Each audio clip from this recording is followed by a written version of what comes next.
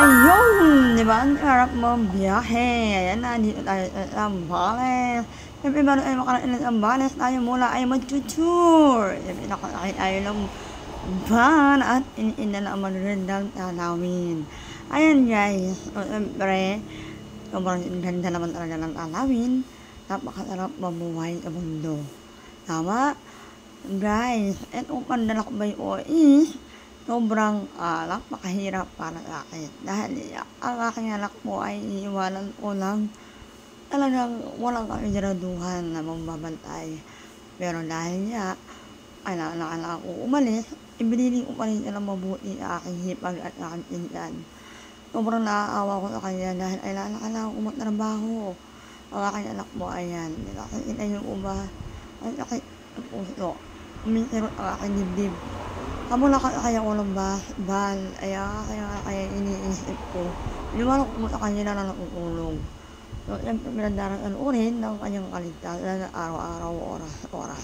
Hindi madali para sa akin ang iwanan ng aking mga anak.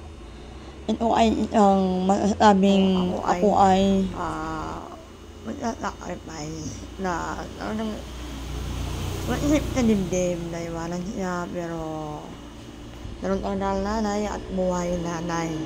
Ayan, sino po ba dito ang nakaka-relate? Ayan, nakaka-relate na maramdaman ang ganitong moment. Ayan, yung pakiramdam na nanlalakbay ka, iniinom mo ang talawin, napakaganda, pero ang dibdib mo is malungkot. Ayan, di ba? Yung pakiramdam na parang ayaw mo lang,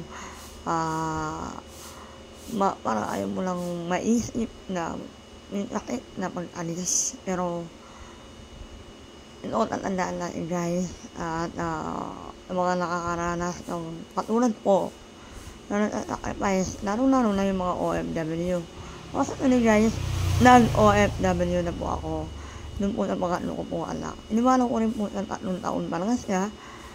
So naramdaman ko na rin po yung ganitong sakit at medyo natagal din po ako sa abroad. Although, medyo maalala na rin po kasi, kaya parang galing-ariwa po ngayon dahil nga po meron akong bunso. Yung bunso ko po ngayon is, ayan, maliit pa masyado. Parang, ang hirap sa pakiramdam na iwanan na piling ko tuloy na mag-a-abroad ulit ako. Piling ko tuloy yung ilang taon ako hindi makakauwi. Ayan. Sobrang sakit. Pero kailangan labanan, di ba? Labanan natin. At may mga way naman. Nung papaalam ako, payagan ako, nandun na lang po ako na malapit para araw-araw po akong makauwi sa aking mga anak. At talagang alam kong kahit na ano pa man, nagtatrabaho mo na ako araw-araw, iba pa rin po yun. Umuwi ako sa bahay para nakikita nila, nagagabayan pa rin sa oras na kanilang pagkain, sa oras na kanilang pagpasok, at sa kanilang pagtulog. Ayan, pamasdan po natin ang nanhit, di ba napakaganda po lang alawin. Ano yung tatandaan guys, may mga pagsubok tayo pinagdadaanan, hirap at sakit, pero kailangan natin lumaban. Laban lang! Tandaan nyo yan guys ha? Thank you for watching! Follow me, bye-bye!